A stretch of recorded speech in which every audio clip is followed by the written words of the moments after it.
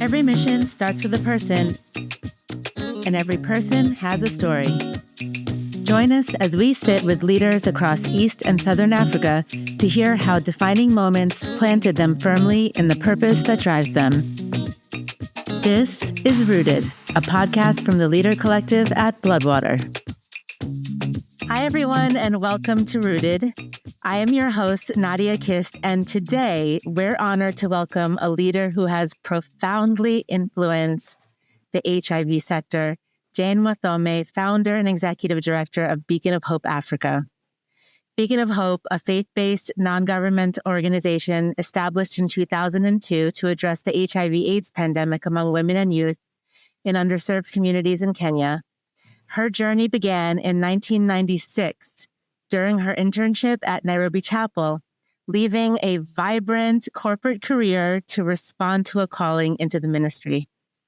Under her leadership, Beacon of Hope has expanded its services to include healthcare, education, vocational training, and economic empowerment, impacting over 1 million women, children, and youth since its inception over 20 years ago.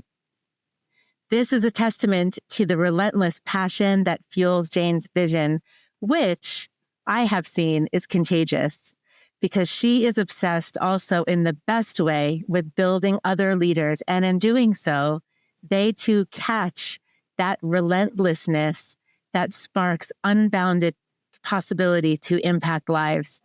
Jane's unwavering faith and dedication, having transformed countless lives, makes her a beacon of hope in her community. And I am so honored to have this conversation today with someone who has also influenced and impacted me on a very personal level, someone I have had the honor of knowing now for almost 17 years. Allow me to introduce to some, but to reintroduce to many, many of you listening. Jane Wathome, welcome to the Rooted podcast. Thank you, Nadia. Glad to be here today. Really excited for this conversation, Jane. And as we were just kind of preparing individually, as I was even thinking about how I wanted to introduce you, I went back to something I'm sure you won't remember, or maybe you will. In 2004, an article in, I think it was True Love magazine, and I read about you, and I read about Beacon of Hope and the shop that was at Prestige Plaza.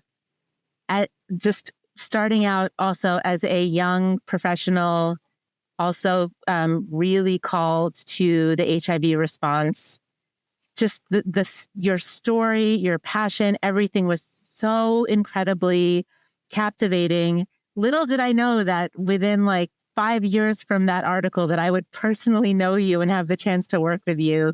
And I just that has never left me, that moment of hearing, reading, understanding your story. And so here we are today, 20 years later, more than 20 years later. Thank you. How are you doing today? I'm doing well. Doing very, very well. Excited and honored to be here today. Yeah. And also what I didn't mention is that you are also on the advisory committee for the Leader Collective. So part of this is actually the fruit of your leadership. And so it's just, there are so many ways that we can connect the dots of how your leadership has been shaping and influencing so many things in the world of HIV and beyond. I'm excited because this first season of Rooted, as you know, is about the seed stories, and that starting place of where all of who we are today, how it begins. And so I'd love for you to share a little bit with us about as far back as you would like to go. If you think about the seed, the starting point of the journey that you are on today and where you find yourself today, please invite us in to grow with you. Yes. So thank you, Nadia, for this opportunity. I feel really, really honored to be on this podcast and just share my story. Interestingly, I grew up as an only child and kind of grew up because I was constantly surrounded by adults. my mom and dad. Um, but even though I grew up as an only child, I was also surrounded by my friends. My friends became like my relatives, and my cousins also lived with us. Um, but because of growing up as an only child, and my parents taught me responsibility very early and a sense of focus. Like, and I think throughout life, I'm sort of like being like a serious child. Yeah. Because of growing up uh, with, with, uh, with adults around me, but also being thrown responsibilities because I constantly had my younger cousins staying with us. So I began to take responsibility for them very early. Yeah, that's me. Yeah, that's I could totally see that just even as you're painting the picture. Yeah. And what apart from being very serious, as a child, like the more that you grew, the more that you started to experience the world and life outside of your nuclear family, how did you see yourself kind of evolving and into the person that you wanted to be and the work that you wanted to dedicate your life to? I think part of it goes back again to the school that I went to, Kianda School in high school. And I was in the first group that actually started that founded that school.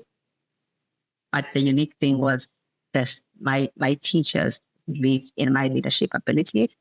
And I was appointed to be a house captain.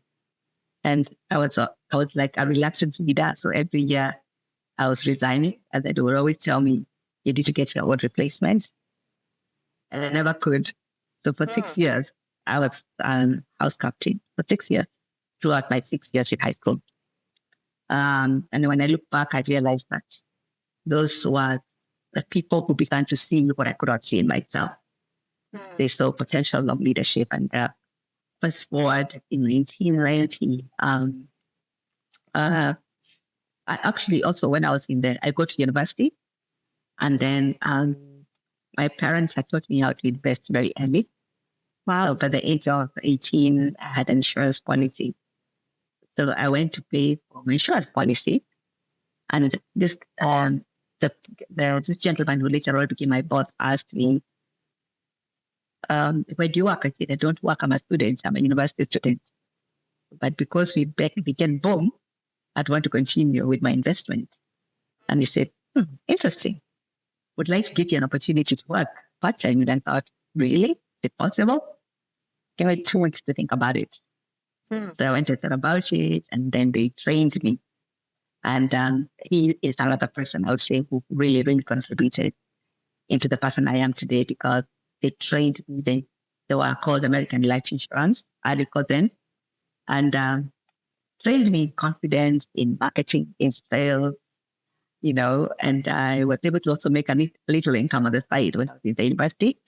But what it did more so is to build my confidence, talking to people. I've always loved people, talking to people.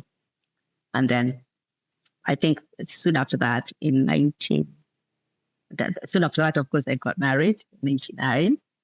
I met my best friend with my husband. And the following year, the two of us came to the faith. And it just turned my life around.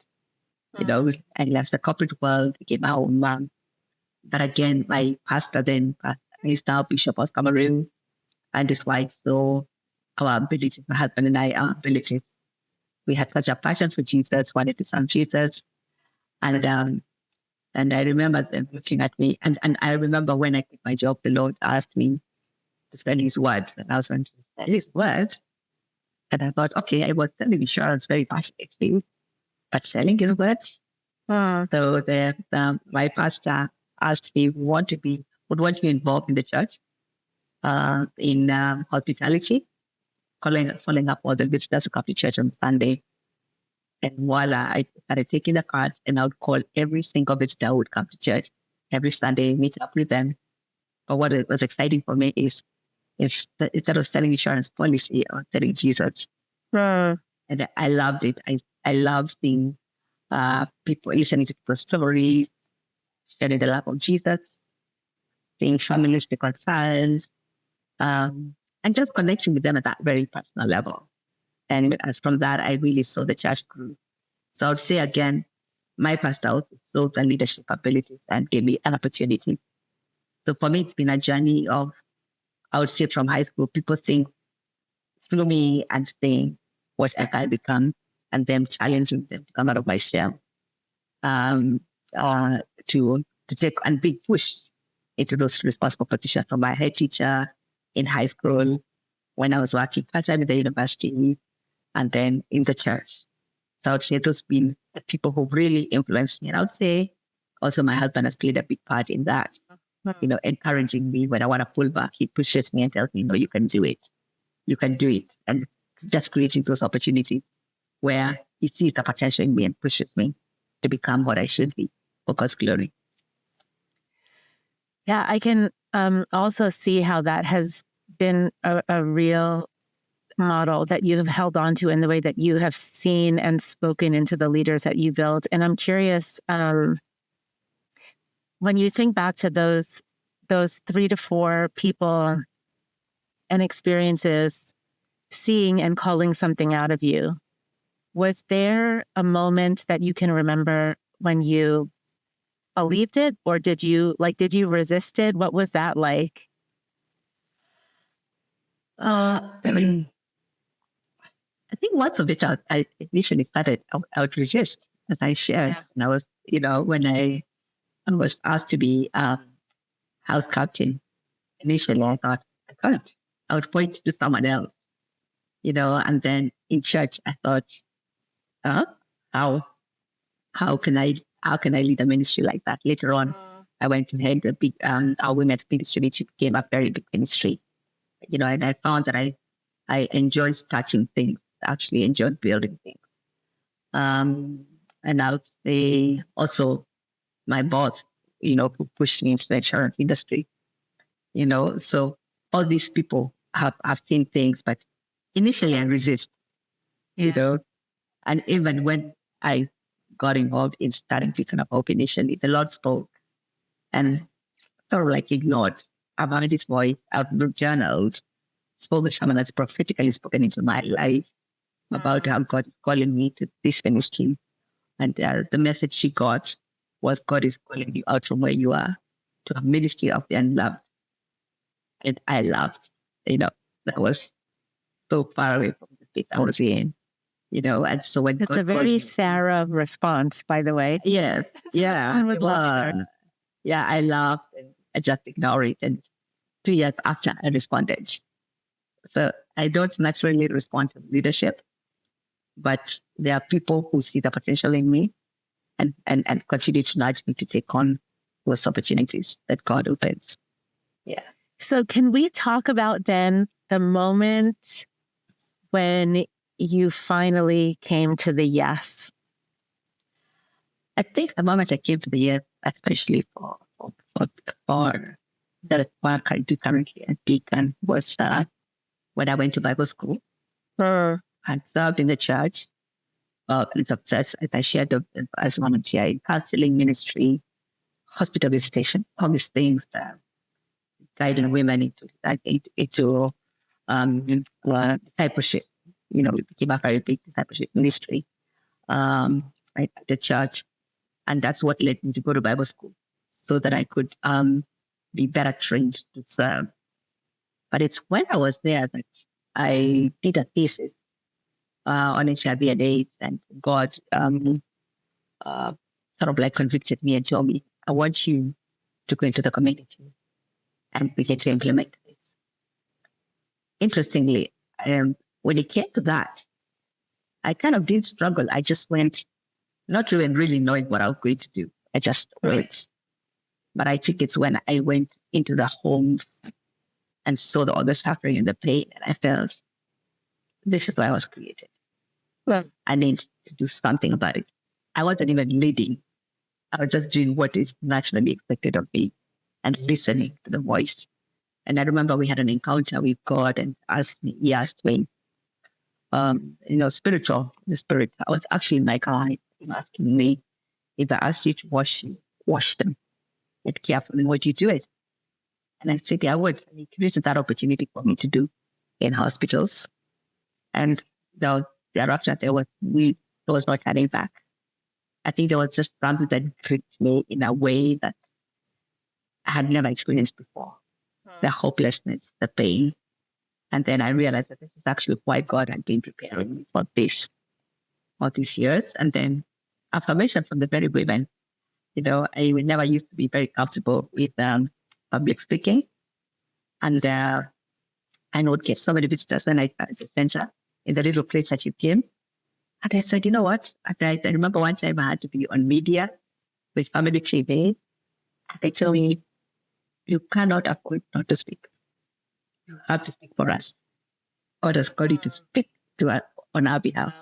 And that is something that I always remember. So I realized it's not about me. It's being willing to be a vessel, to be out there for those who may not be able to speak for themselves.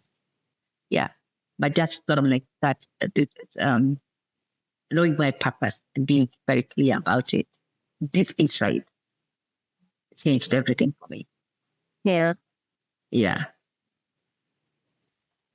I guess it's an understatement to say that the vision and the work has evolved from those very first days of you just showing up and listening and responding to where you are and where Beacon of Hope is today. Yeah. Can you share a little bit about those bigger milestones of how it evolved, how you and the vision for Beacon of Hope grew over time, starting from that you're going into homes, you're visiting women, you're listening to their stories. Yeah, it's actually been, I would say, organic growth, but also listening to God. In this whole thing, I would say God has really been central, and just listening to that inner voice, and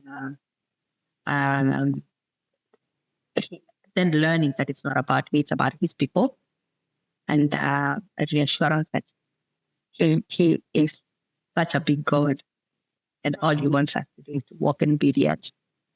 And then using my husband, I keep on using him because he's my best buddy. It really has encouraged me this work that you can do it. Let's go for it. You can do it. But also, I think when we step out, because I started in Islam and then realizing that these women, they knew what they wanted. Well, they needed economic opportunities. And one thing led to another. And that just required courage, walking into that space and trusting that God would do it. And I think what I've learned over there on this journey is at every step as you walk in obedience, God, if you're walking in God's steps, He doesn't leave you alone. He raises people that's so good. into that space. Yeah. So, and at times He'll test you because I kept on saying, okay, God, you want me to go into this work where there is okay. And He was silent. But you would remind me you have some savings. You have some savings somewhere. And I think from that, I learned that all we have is God, really, at the end of the day. And He wanted me to put whatever I have, that seed, to get His work started, which I did. And my family followed suit, supported me, started the center. And one thing led at the speed at which it was growing was amazing. From 25 women to 15 kids within a short time. There were like 100 children, 100 women, the entire community, and just listening to the Holy Spirit. And one thing that I thank God for is that He gave me courage to just do, out there discouragement, people asking me, do you think you've been called to start the whole world? Yes. And remember, I gave someone to look at from a big organization, the objectives that God had given me. And they said, there are so many objectives, you have to focus on only one thing. And for me, I felt, no, it is the entire family. That woman is coming with a child. In that home, there's a youth. When I go to that home, there's a young, youthful person. They are sick. They need help. The kids need to go to school. The youth needs to move out from drugs and substance abuse and not replication of what they've gone through. Their parents have gone through. So it needed to have like a wholesome approach. and for me, it was the natural thing to do. And that's the conversation we had with God. This is your people. They need help, access to healthcare, because then there was so much stigma and discrimination, especially for those women affected by HIV and AIDS. ARVs were not accessible, and then a lot of them were dying. And I felt strongly that every child needs to have a mother. Going back to my own little history that I hadn't shared, my biological mom passed away when I was very young. I was 1 year and a half. So I didn't know her. And I felt these children need to have their mothers look after them and not to go through the experience. I didn't know. So what does it feel to have your mother? So for me, it was so important to see these women alive and look after their children. They needed to be dignity. They needed to be honor. How can I allow myself to be that vessel that God can use to bring all these things into the lives of these families and communities? And how can I be a voice to be the one to bring anti-retroviral drugs into this community, to bring economic opportunities, quality education? And as I followed, I guess, the voice of God, He's brought that to bear. Yeah. So sometimes we don't get things done because of fear at times, and then making our God too small. It's always too small. How at times we make God so small, and we limit. Our pastor always says we limit God by the smallness of our vision. So that sort of like really led me through to that is God's people, and all He wants is for me to be a vessel, and He shall do the rest. And He truly has done it. It's really done it. Yeah. For His glory. Yeah. Yeah. Yeah. I think what has stood out to me very powerfully is when you said that there were moments where you consciously had to take courage. Yeah. And a lot of that, yes, is about the awareness of knowing where our limitations are, the vastness of what's in front of us, and the courage to step into it. And I know that that's just been probably a repeating invitation, wouldn't you say? Has there ever been a year in the 23 years where you have not had to take a step in courage in some way? No, even now. What do you want to share us a little bit about, like the courage of today versus the courage of 23 years ago? I was laughing because part of our work we were receiving USAID funding, and all of a sudden, it's been cut. We have thousands of families, thousands of children affected, and I felt like I've been feeling like Moses in the middle of the Red Sea. You have got all these families around you. But are they going to be defined by this one action? They're just doing it. So for me, I think I'm in that space where you have to stand like Moses and believe that God is going to pass His waters. And I think over the years, He's taught me it's not about the donors, because it's about His work. God can resolve that work from anywhere, and it can be anybody. So again, I'm in a space where I have to really pull up my faith for the sake of this many families, many children, but of course, over the years, unlike before, there are many things that you have learned over the years, but I've also had a chance to see God's faithfulness of being able to have a history of God coming through. So I'm sort of like using the past, looking at God's faithfulness in that spot where I was stuck and God came through. That place when we were stuck and God came through. That space when we were stuck and God came through. So I think this as another COVID moment, where God will glorify Himself. Because He cares about these people. He knows. So, and it's been a spiritual experience for me as well, not to look at the donor as a primary provider, but look at God as primary provider, because He cares about His children. So I'm at that eureka moment, just like Moses waiting for the Red Sea to part. And I'm constantly in this work in that sport, because we got involved in schools and this new curriculum, where these kids are now out to grade 9. We've had to build buildings.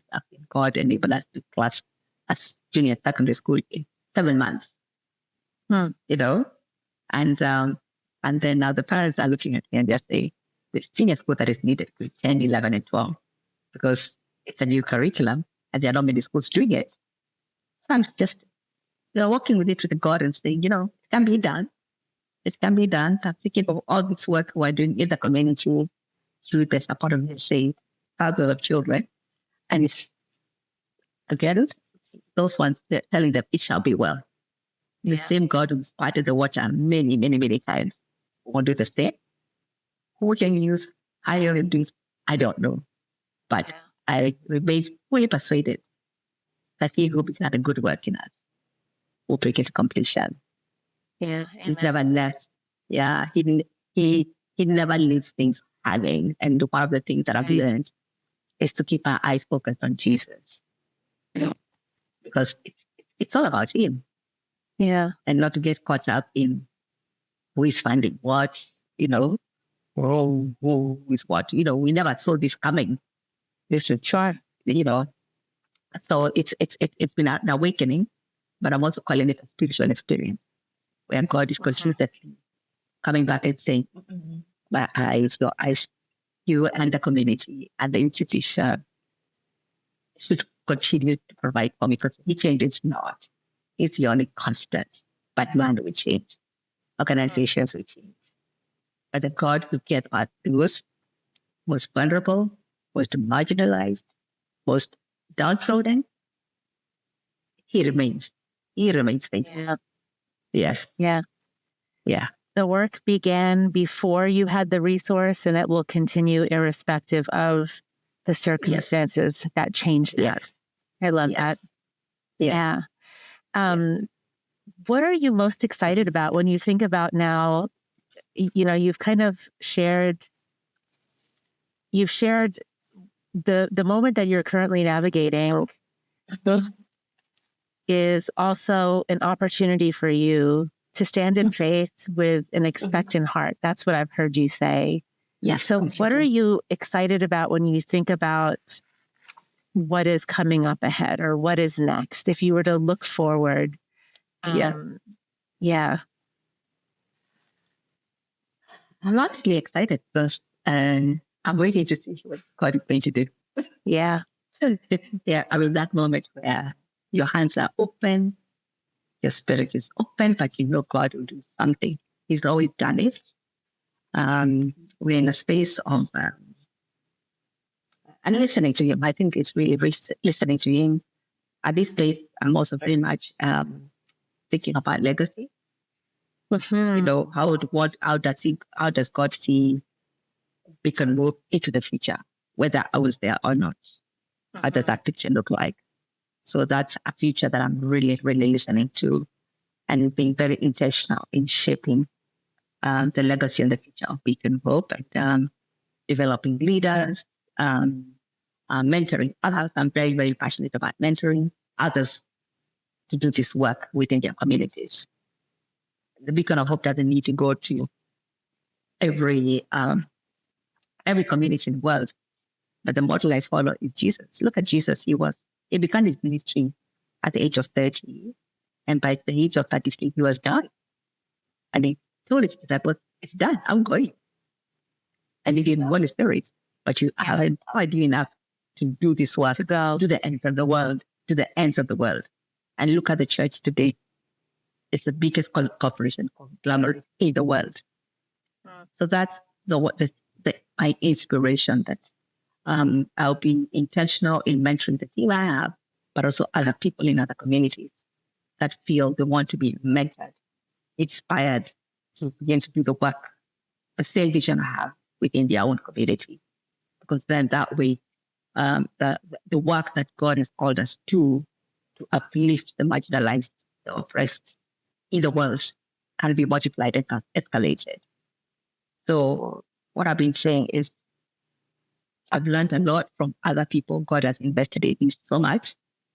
And mine is to be available to share with others, alongside others, the things that I have and others from other communities so that they can have the confidence. They don't need to go through what I've gone through. I can shorten that journey for them just by That's beautiful. Just being able to share my experiences with each one of them so that they can be strengthened to do something within their community. I'm also very passionate as a I would say Pan-Africanist. Very passionate about our people, that we, even just learning as I've interacted with the women when we started, our people have their own solutions. They know what needs to be done. Amen. What they need is a coaching, the mentorship. I think I learned quickly that sometimes you can come with ideas and preconceived ideas on how people should live and how what you define as success. But in that community, success may not be the way I define success. Success may be so little and very simple. They can feed themselves, that they have their kids go to school, but with that simplicity, there is no poverty, but there's joy, tranquility, care, love, compassion, and fullness of life. So in it all, I think I've been learning also from the community that we're serving, but also learning that people have solutions. Right. So the journey of asking people, what do you have? What do you think needs to be done? Because that's how I began. I began by asking the women, what do you think needs to be done? And throughout, I think that's been our journey. I developed my style is asking people, what do you think they need to do? And I think I picked that also from Jesus. He just constantly would ask people, what do you think? What do you think? Because people have those solutions. And I'm very passionate about, in a sense, I'm also not sad about what has happened with DHA and all that. I think it's high time Africa got it back together. I think we have the resources, we have what it takes in terms of capacity building. USA that build capacity of institutions, of government, and in that sense, it was creating some dependency of some sort, and government running away from accountability in terms of the taxes that we collect. So if we became a bit more accountable, putting money into healthcare, putting money into education, we do wash in a lot of these schools, public schools, particularly with blood water. We partner in that space. Right. And I've seen what it takes to bring that transformation into schools. If the government was focused, they can get resources where it belongs. And then organizations such as ours and blood water just come to catalyze at what they have already done. So I think it's high time that as Africa, we really owned our space and owned, became much more accountable and transparent. And I think we can change even without aid. Because one of the challenges that we have to get involved in this work at the community level and really help our people at state institutions is yes, the government may not have to be, it's not able to do everything. At least there was much more accountability. The government is there, in the space of education, in the space of healthcare, in the space of poverty, that we have to deal with at the community level would be minimized. So I think God is also using this opportunity to call out on campaigns and to force accountability. And for us, even also that people change their mentality in terms of what is it that you have in your hand. How can you optimize on that? And using all the gifts and talents that God has given our nations and our countries to bring that transformation. Yeah. Yeah, that's going to stay with me, that what do you have in your hand? And just the power of starting from a place of having something in abundance, even if it is not everything, but you have. Yes. Yeah. And that's the starting place for everything, which I'm hearing a thread. If we go back to what you were saying about you, the young girl in high school, you have constantly had voices speaking into you of what you have, even when you don't recognize it yourself. And I'm seeing that as the place from which you also are speaking into others and institutions, and even the vision that you're casting for the future of the continent is one of we have, and let's start with that. Let's start with that. Yeah. I'm I'm feeling very, very passionate about that because something's gotta give, and part of it is really honoring God because it's entrusted that so much, Right. But our minds need to be set free. It's all in the mind. It's all in the mind. I've been doing quite a bit of travel this year, the US, Dubai, and just looking at all these countries. I'm thinking, so what's unique about these people who live in these countries that is different from us in Africa, where we're just struggling, and it's attitude. I think for me, it comes down to attitude. Attitude, and it comes by us being beginning to speak prophetically, and holding people accountable, even as much as we are working with the community, but as in the communities we work, even in the projects we do it in the health space of health, in the space of work very closely with government. But how can we influence and begin to change the minds of the people that we are working with? Even how do we begin to influence the community members that we are working with, even in terms of the change of the mindset? And I'm really at that space where we need to push the message of what is it that you have in your hand? How do you multiply it? And just holding people a bit more accountable, to optimize on the resources that God has given them. Because if Jesus could reach within 3 years, and he left 12 fish for men, and that was the difference. And what excites me most is, reading in the book of Acts, it says, those 12 men were really absolutely ordinary as good men. Yeah. So they were not necessarily like PhDs and all that. The only difference is they had spent time with Jesus. And for us, the people of the faith, if we can begin by leading because of He who is in us, and begin to demonstrate that power we have in Christ, I think there'll be a big change. And most recently, there's a lot of things that I've been learning. There's a book that I've been reading called The Matches of the Heart, and how it talks about how we really need to be transformed as believers on the inside out.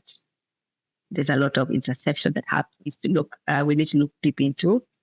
And when you look at these two big commands, loving God with our heart, mind, soul, and strength, loving your neighbor as yourself, how does that look like practically?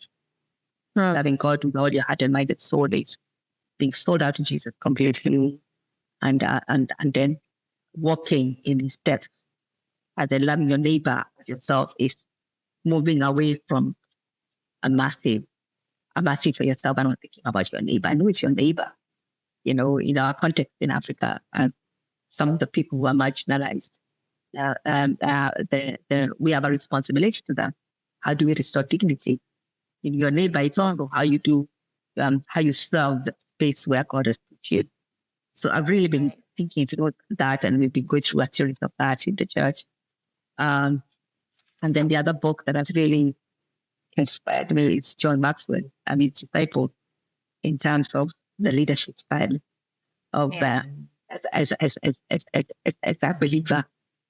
How do I lead from that space where as a believer I can be a witness and a testimony, which then overflows to the way I do work and stuff. And then of course the other person is Mother Teresa, who just lives that command, love God with all our mind and soul, and just brought this transformation in the world, did that life among the poor in Calcutta, but brought such remembrance, change it to our neighbor, the poor and the vulnerable, but such dignity, Yeah. Because at the end of the day, when I look at life, what really matters is we are passing by. But when we stand before God, what are we going to say? We did with the life that He gave us. Right. And that's what I was saying. At this moment, I'm really focusing on legacy. What is it? What do I want to be remembered for? And in what form? Yeah. Yeah. Yeah. Yeah. This is incredible, Jane, because, and this is just such a testament to who you are. You know, we want to have a conversation about your seed story, and you're talking about the next generation of seeds. And it's just so, you know, how you are wired from the heart out. And I just value that so much about you. Thank you so much for sharing with us so generously today.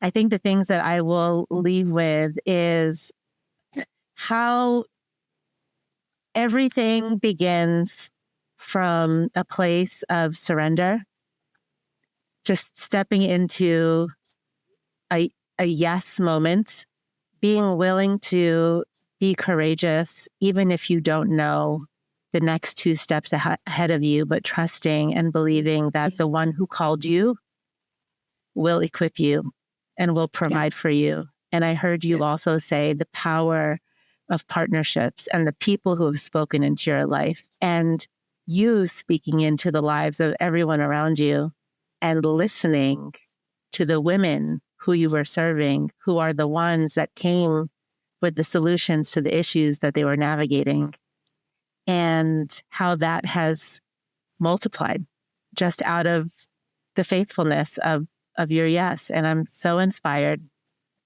I'm so grateful that you didn't resist permanently from those early days of being told that there's something in you, because the world is a different place because of your yes. It's not just in the spaces where Beacon of Hope is touching. There is a ripple effect of that. And I believe truly, to how we opened up to say, your life and the legacy of your life is marking the way that the world will see and respond to HIV and people who are living with it. So I'm so grateful for you, and I'm grateful for your time.